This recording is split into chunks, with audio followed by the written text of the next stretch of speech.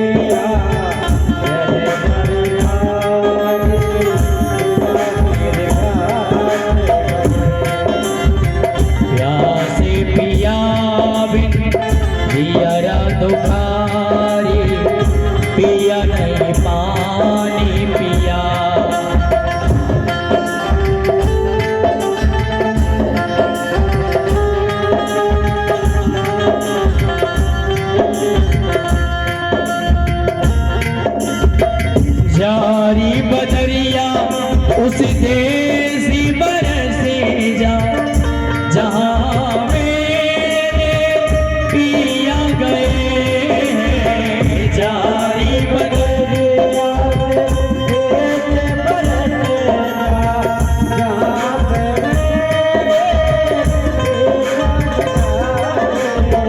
यहाँ तो मेरे नैना बरसे, मेरे पिया दर्शन करे से। यहाँ तो मेरे नैना बरसे, मेरे पिया के दर्शन को करे से।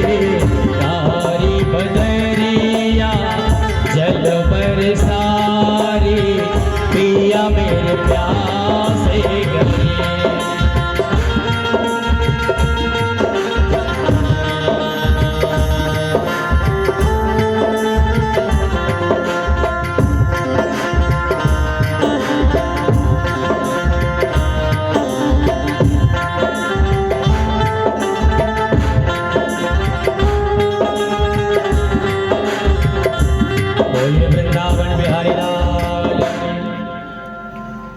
जारी बदरिया उस देश बरसे जा जहाँ मेरे पिया गए। जारी बदरिया जल बरसा, पिया मेरे प्यासे। भैया बहुत चिंता करती है सुशीला। सुदामा जी जा रहे, जाते जाते पाँव में छाले पड़ गए। इतना दुबला शरीर के कोई भी हड्डी गिन लो है, दुर्बल शरीर एकदम दुबले पतले से हैं। पर भैया शरीर तो सूख गया, लेकिन हृदय में प्रभु के नाम की माला चल रही है। एक बात कह भैया, ये भजन ना तो बुढ़ापे में व्यक्ति कर पाए, ना गरीबी में कर पाए, और ना बहुत अमीरी में कर पाए। जिससे भगवान की लगन नहीं है वो व्यक्ति किसी भी परिस्थिति में हो भजन नहीं कर पाता। भजन तो वही कर पाएगा जिसकी भगवान से लगन अपार है। सुदामा जी कहते तो बैठ जाते कि मुझे तो इतनी चिंता है, खाने कमाने की पड़ी है, क्या को मैं भजन करूं। लेकिन भैया दुर्बल शरीर हो गया, कब छूट जाए कोई पता नहीं। और जाते जाते प्रभु का चिंतन करते पाँव में छाले पड़ गए। 6 महीने बीत गए और जैसे ही पहुंचे तो महाराज एक नदिया पड़ गई बीच में। और जब नदी पड़ी तो सुदामा जी कहने लगे, ओ कृष्ण भूख लगती है ना प्यास लगती, जिंदगी अब उदास लगती है, कैसे आऊं मैं द्वारिका तेरी, मुझे आस भी अब निराश लगती। आऊं तो मैं आऊं कैसे, मैं तो आ रहा था, ना मुझे बेटा बेटी चाहिए ना मुझे धनमाया चाहिए, मैं तो दर्शन को आ रहा था, अब ये नदियां पड़ गई, मैं कैसे आऊं। सुदामा जी ने विचार किया अब तो भैया यहीं रुकना पड़ेगा। कहते हैं भैया प्रबल प्रेम के पाल पड़कर प्रभु को नियम बदलते देखा, अपना मान टले टल जाए पर भक्ति का मान न टलते देखा। भगवान ने देखा कि सुदामा बेचारे आ चुके हैं लेकिन नदी के किनारे घाट पर पड़े हैं, सो ही भगवान ने अपना भोजन त्याग करके और सिर से ऐसा दुपट्टा बांध के और केवट का रूप बना के रुक्मणी से कहा अब हम जा रहे हैं ब्राह्मण को लेने। और भैया नाव कहे कठवा की, तो मैं तो ये कहता हूं कि सोने की नाव बनाई भगवान ने, सोने की नाव बना के प्रभु नदी के पास नाव लेके आ गए। अरे भैया कोई इस पार जाने वाला है क्या, और जिसको जाना हो जल्दी आ जाओ, नहीं तो रात्रि होने वाली है, रात्रि होने वाली है, जल्दी आ जाओ। सुदामा जी उठ करके बैठ गए, बोले भैया हमको जाना है, बोले जल्दी आ जाओ। ध्यान से सुनना, भव सागर में मनमोहन तुम जीवन करे आना, ना भटको इधर उधर हो प्यारे, मुरली मधुर बजाना, मेरे जीवन की नैया ले जा उस पार ओ जीवन की नैया। अब आपको मैं थोड़ा परिचय करा दूं कि ये केवट बन के जो भगवान आए हैं, आपके जीवन में भी कोई घटना घटी होगी, थोड़ा ध्यान से सुनना।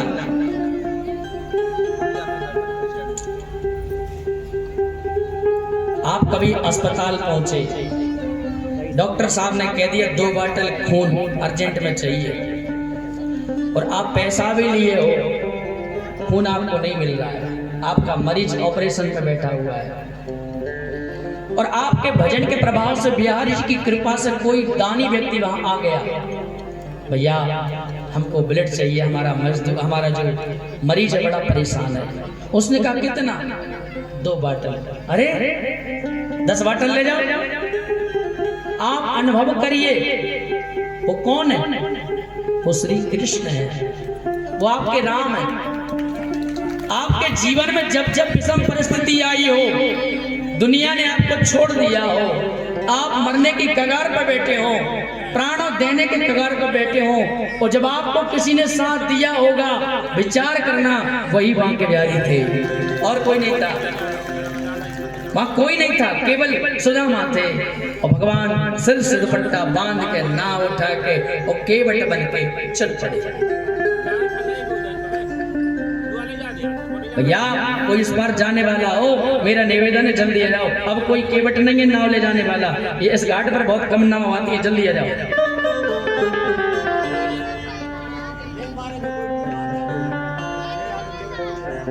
बहुत विचार करिएगा। सुदामा जी उठ के खड़े हो गए, नाव के पास पहुंचे, नाव की छवि को देख करके विचार करने लगे कि सोने की नाव, चलाने वाला इतना सुंदर, और इसकी नाव में बैठने का किराया भी बहुत होगा। भैया तेरे पांव पड़ूं, तेरी नाव के पांव पड़ूं, जो नदिया के पांव पड़ूं, मोह नहीं जाना। केवट जी बोले अभी तो कह रहे थे जाएंगे, अब क्यों नहीं जा रहे? बोले भैया बस हम नहीं जा पाएंगे। क्या हो गया?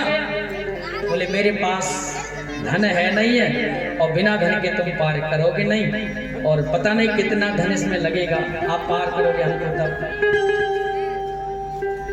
भगवान कैसे धारा बह चली। भागवत जी बड़ी सुंदर बात कहते हैं, कबीरा सब जग निर्दयना, धनवंता नहीं ओ धनवंता सोई जानियो जापे राम नाम धनो।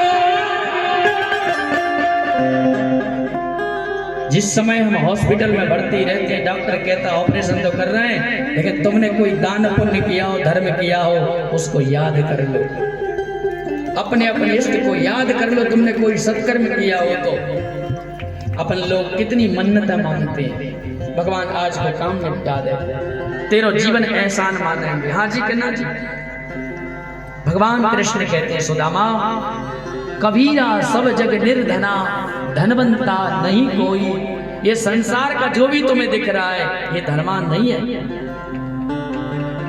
धनवंता सोई जानिए जब राम नाम धन हुई। जिस पे भजन रूपी धन है उससे बड़ा धनी दुनिया में कोई नहीं है। आ जाओ तुम जल्दी फटाक से आ जाओ। सुदामा जी ने कहा भैया इतनी अच्छी अच्छी तू बातें कर रहा है, सो मैं बैठ हो जाता हूँ, पर मुझे संकोच लग रहा है। आहा तेरे दीवार प्रभु जो कछु देवा, सो प्रसादों में सिर धर ले। केवट ने कहा राम से प्रभु फिरती बार में लौटते समय जो देवगे सो मैं ले लूंगा। यहाँ सुदामा जी भगवान श्री कृष्ण कहते हैं फिर कभी कुछ चीज देना सो मैं ले लूंगा, पर आज तुम बैठ जाओ। सुदामा जी बैठ गए, संकोच बस बैठ गए और नाव चली। याद रखना नाव में कौन है, एक भक्त और दूसरा भगवान, तीसरा व्यक्ति नहीं है। हो मेरी नैया में लक्ष्मण, हो गंगा मैया धीरे। क्या आनंद आया होगा। मेरी नाव है बहुत पुरानी, डूबे जाने की इसकी कहानी। हो मेरी नैया बड़ी मजेदार, प्रभु से पार लगा देना। भगवान धीरे धीरे धीरे धीरे नाव को पार कर रहे हैं और बार बार पूछ रहे हैं क्या नाम है तुम्हारा। मेरा नाम सुदामा है। कन्हैया बोले तुम तो अपनी अपनी सुना रहे हो, कछु मेरे विषय में भी पूछो मैं कौन हूं। कहा भैया तुम ही बता दो कौन हो। अच्छा कन्हैया ने कहा तुम ये और बता दो तुम किसके यहाँ जा रहे हो। कहा द्वारिका जा रहे। किसके यहाँ। बोले कृष्ण के यहाँ। कौन है वो तुम्हारे। सुदामा जी कहते वो मेरे इष्ट है, मेरे आराध्य, मेरे मित्र है, मेरे सब कुछ है। केवट जी कहते हैं तुम झूठ तो नहीं बोल रहे कहीं, ऐसे तो नहीं कि मुझे धमकाने के लिए पावर बता रहे हो कि मैं तुमसे किराया ना लूं। सुदामा जी बोले मेरी बात सुनो, मेरे कृष्ण इतना बढ़िया है, मेरे कृष्ण इतना बढ़िया है, कुब्जा के ऊपर कृपा करी उसने, कुंती के ऊपर कृपा करी उसने, विदुर जी के ऊपर कृपा करी, और मैं भी जा रहा हूं। केवट जी बोले